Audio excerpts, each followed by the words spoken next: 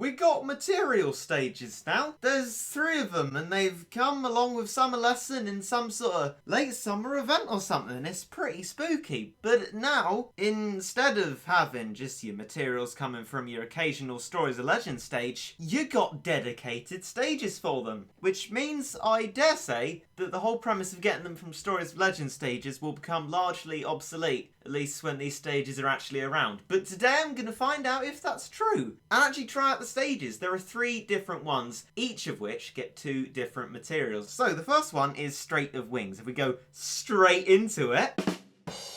Now, if I remember this correctly, Strait of Wings can get you feathers and sprockets. The first level is Ancient Ruins. Switch to my fast slot and give this one a go, because even for me, normal difficulty shouldn't be too difficult. I'm not gonna hold out hope that everything's gonna be perfect, but normal difficulty level should be absolutely fine. There's a Snatch, there's a Hippo, that's almost about it, but there's a Gabriel Doge, and there's a Maglev, so not much to worry about there. And because of the double cash, we can bring out a Bahamut. There's even a Metal Hippo. I can actually bring out Catosaurus. I don't mind. This is actually an anti-metal slot, so that's completely fine by me. The Metal Hippos are going to delay me a little bit, but it's not going to take all that long. Catosaurus doesn't even have time to get to there. And yeah, one of them has 3 materials, isn't it? Because I've incorrectly counted material number. Oi, Regit, you're proper terrible at maths, you are. You can't even count to the number 7. Yeah, fair enough. The next level is Veteran, and Veteran's not the kind of difficulty I can cheese, so let's move over to our general slot 3 and absolutely destroy it, hopefully. We're in a snowy land this time, and there's the face. We'll start off with the ramen to deal with the peons that are coming our way, and I guess maybe Manic Macho Legs as well, that'll help, and take the opportunity to upgrade the Worker Cat. As far as I can see, it's not a time score stage, so it doesn't really matter if we do it quickly or slowly, and the more slowly we do it, the longer the video is.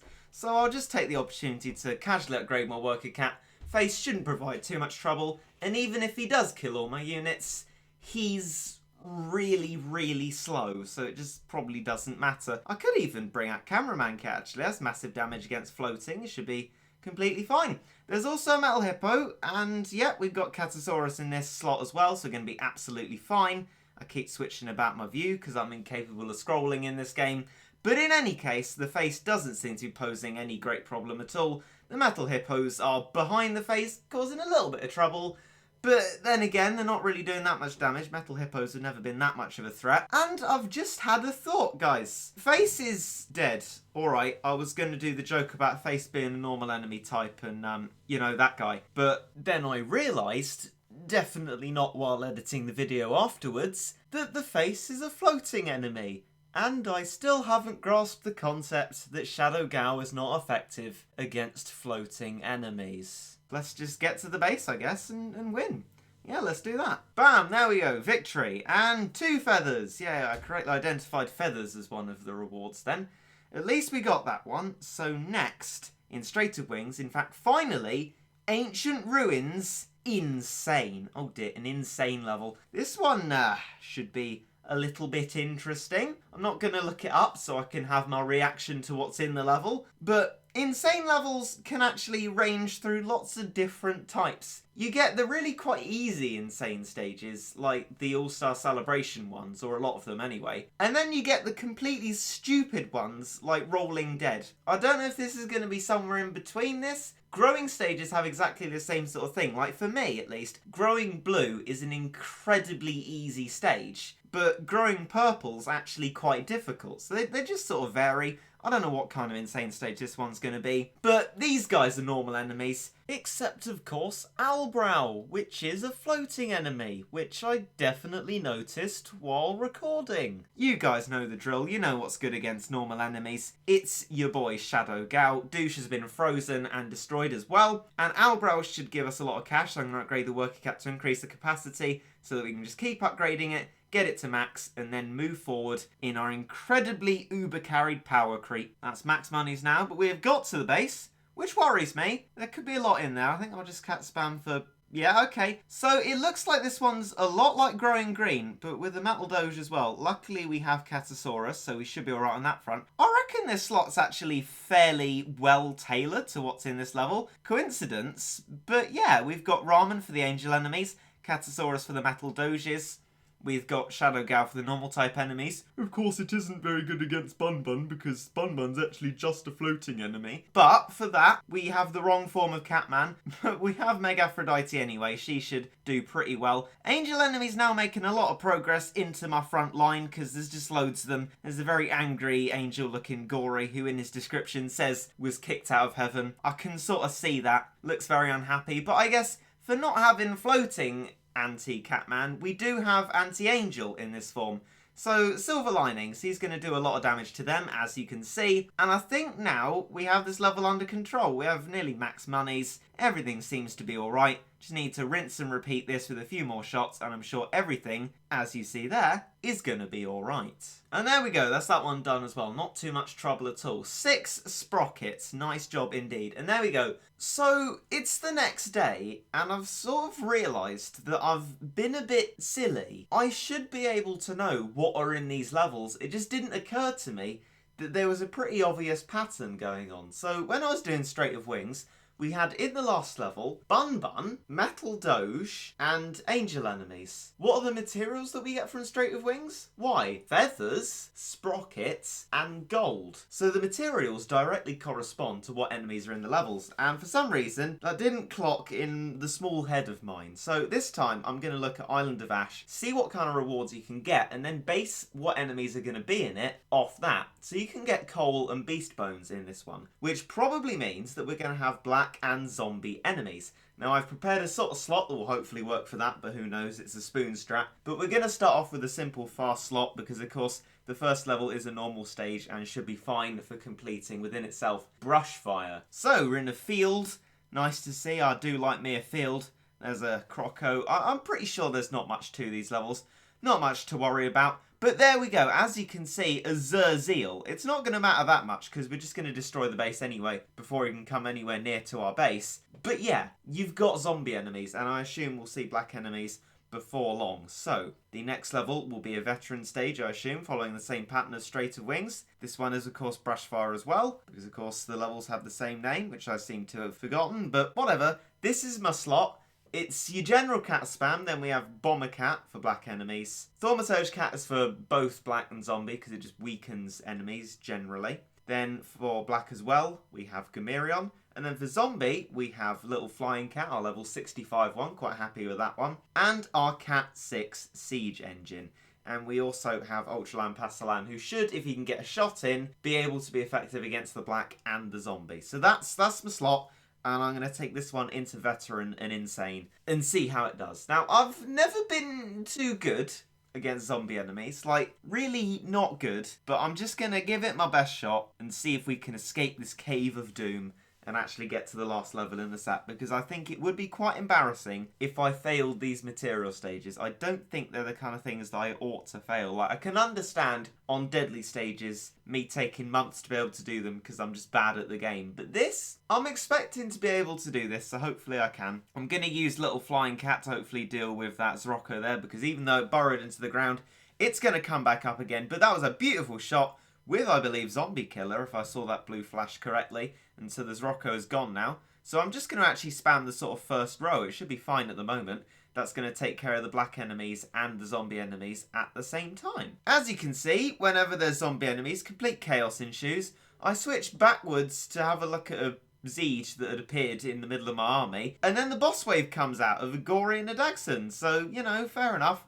But actually, I've got to give credit to the Little Flying Cat. It is doing bits. It's doing really well against these zombie enemies, and I'm pretty happy about that. If I keep cat spamming the little zombie enemies that come within the middle of my army and try to destroy me from there, won't be too much trouble, because there'll just be loads of little flying shots to destroy them. And the Gories, because of our amazing, beautiful 100% chance to freeze, Bomber Cat seems to be doing absolutely nothing to our army. It looks like we're just going to win that stage nice and easy. No Ubers, anything like that. Absolutely fine. In fact, if it wasn't for Jiangshi Cat, that would have been no gacha. Oh, well done, Regit. You've managed to do a level no gacha, but you haven't actually done it no gacha.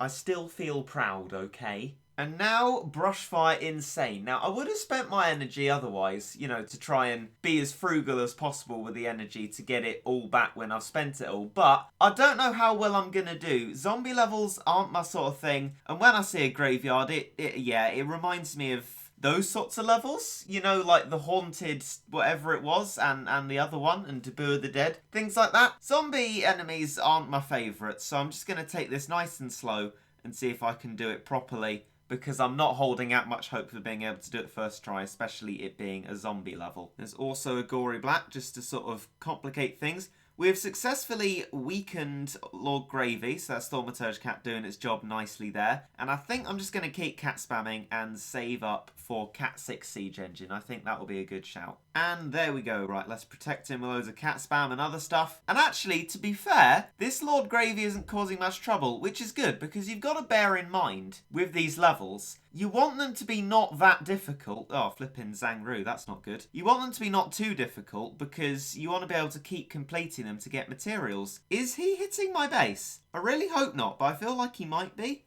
No, I don't think he is, but he's close to it, and none of my stuff's actually hitting him. Regit Zangru is a she. That is very bad. This is what I don't like about zombie enemies. They're a bit too spooky for me. And actually, I think if I'm going to gather materials, I'd just do the veteran stage. Maybe I could do with Ultralan Pastalan at this point. So hopefully I can get enough monies for that.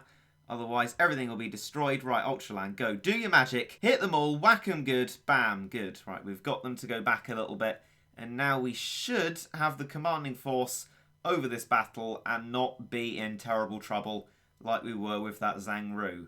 That looks like Lord Gravy's gone, but he's in his little gravy, so he's not actually dead. It looks like we didn't zombie kill him, which is unfortunate, because we've got quite a few zombie killers out on the field of battle, but you know, there we go. We just have to do our best to kill him again. He's not at our base, so there's not too much to worry about, except for the odd burrowing zombie enemy, which I have very unfond memories of from Heavenly Tower, and I've heard that you have to complete the whole tower again if it does come back. So I'm really not looking forward to trying to defeat the zombies again, because me defeating them was some RNG godliness there. It just went particularly well, and it involved no real skill on my part. So having to do it again sort of scares me, but we'll climb that tower when it comes to it. There we go, he's gone. We've killed him twice. Ultraland with a nice finishing blow there.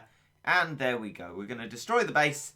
And we will have done it. I'm surprised it went this smoothly. It wasn't as smooth as Strait of Wings. But anyway, we've done it. And I've got coal the entire time. Not beast bones, but fine. I've got like 70 coal, but it doesn't matter. 30 cat food, energy fully recovered. Lovely. And on to the final stage. Cavern of Comets, where we can get bricks and meteorites. I'm sort of more in need of meteorites than bricks, but you know, fair enough. I like the normal stages. They're nice and sort of sedate and easy. And oh look, it's the gold mine from the Midas Touch. Oh, I remember this. That's a nice hark back to the olden days. That was one of those event ticket stages. So there's Beige and a Shibalian. Luckily, I've quite a lot of anti-red and anti-alien cats, so thinking up a strat for this should be a little bit easier than the zombie one. I'll get back to you with that. Now, this is the strat that I have come up with for alien and red. We have our normal cat spam. We've actually got Macho Leg, which I don't usually use as an anti-alien cat, but it is. It's strong against aliens. Then we have Cat, which is good for stopping reds, of course, a classic cat, that one. Always very good in lots of strategies. Can, same sort of thing, lots of damage against red. We have Manic Macho Legs for waves. White Rabbit, which is good against alien and red, so that's very useful. And Catman for massive area damage against aliens. Now, I've also brought along Castaway Cat. And here's the thing, I haven't actually evolved Castaway Cat to its true form yet, because I wasn't going to bother doing a video on its true form, because loads of other people had, and I probably couldn't bring anything to the table on it. But I thought, just to get it into a video, and so you don't moan at me for not having the best form that it can be, I will true form it now, and take it into these stages. Here it is, looks like we conveniently have enough to evolve it, which is good. I don't really know what I would have done if I hadn't, but here it is, Seafarer Cat. True form evolution increases defense and attack range, also gains the ability to survive a lethal strike. So this one should be interesting. I originally thought before the true form came out it would follow the same sort of system as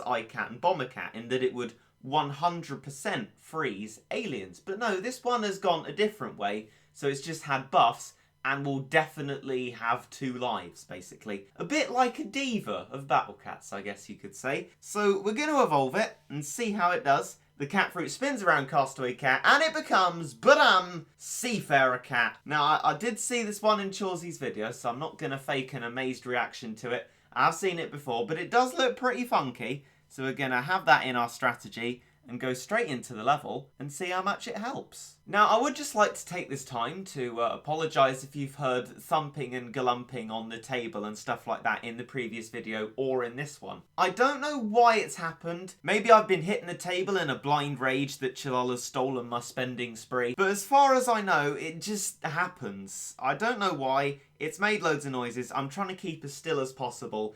And I've moved my table away from the table that the microphone's on, so it shouldn't be able to hear it. But if it does, I do apologise and I'll try and think of something else. I even put my microphone on a book to try and help, but I don't know if that will work or not. But if you can still hear thumping, let me know. It seemed quite annoying while I was editing the last video, so I do apologise about that one. I will try and fix that problem. But on with the level. We have a hippo and a surseal, and actually Manica Racers are doing a completely fine job in dealing with them. In fact, you know what? I'm just going to max out my worker cat just in case there's something particularly formidable in the base. I'll just wait here. I realise now there's actually an Imperator sile behind the hippo. I didn't even see it there. It's not causing much trouble at all, which is quite heartwarming, really. I've had many a level where the enemies have caused a massive amount of trouble, and it's just nice to see them not causing trouble this time. So the worker cat is maxed. So now I'm going to bring in Macho Leg for its skill, I don't know. And then Seafarer Cat, our newly true form castaway. Gonna do some mad freezing to those, yeah. Well, it knocked them back. That was good. Looks like it's done a lot of damage. Not necessarily frozen them, but it's done its job. So now there's a Shy Boy and a Morph and other stuff. And yeah, whatever's happened there, I think it was Manic Macho Leg's waves. It's going pretty well. And yeah, wow, okay. It's probably a combination of that and the other stuff, but Seafarer Cat seems alright. I'm not going to make an early judgment on how good Seafarer Cat is on a veteran stage, because there are more difficult ones to test it on, but so far, it looks like it's going to be pretty good. And now, impact site, insane. Right, okay, let's start with the Macho Leg, and then I'll bring out iCat as well. That should be able to stop the pigeon.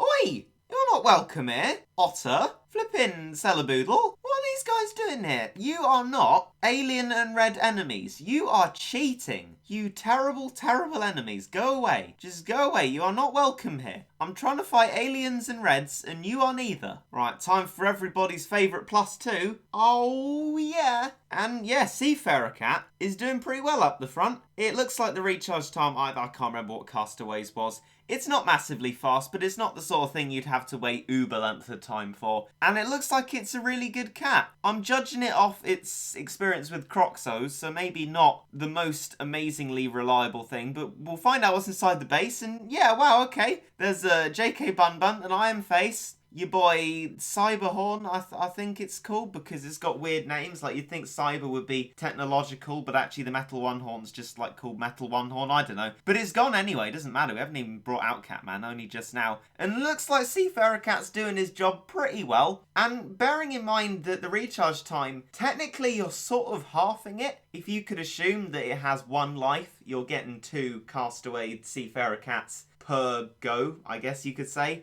And it looks like it's doing really well. This is review enough for me. I'm happy with Seafarer Cat. And it looks like JK Bun Bun's gone. Iron Face is the only one left. He's gone. There's an Elmud Crab, but he's behind the base and actually gone himself now. Yeah, this one's been quite an incredibly easy experience. I've enjoyed that a lot more than the zombie one. And yeah, just bricks. Again, no meteorites, but there's always the chance. So if you actually look in these informational screens, you can see that there's like a list of things you can get. So you can get 6 bricks, 6 meteorites, 4 of each, or 2 of each. And each bullet point is a reward that you could get. So you could be really unlucky and get 2 bricks at the last level. Or you could get 6 meteorites. And it's unlimited chance you just get 1 of those. I guess the chance is split evenly between them, but I don't know. But that's how they award it. And those are the material stages. I thought they were just going to keep it to Stories of Legend to encourage us to do the stages over and over again. But actually, I like the additions of these ones. I don't think I'll be doing the insane one for Island of Ash, but the other ones seem pretty alright. I'm going to continue going with them. And yeah, that just about does it. I hope you have found this insightful, looking at the material stages. And on that note, I hope you enjoyed.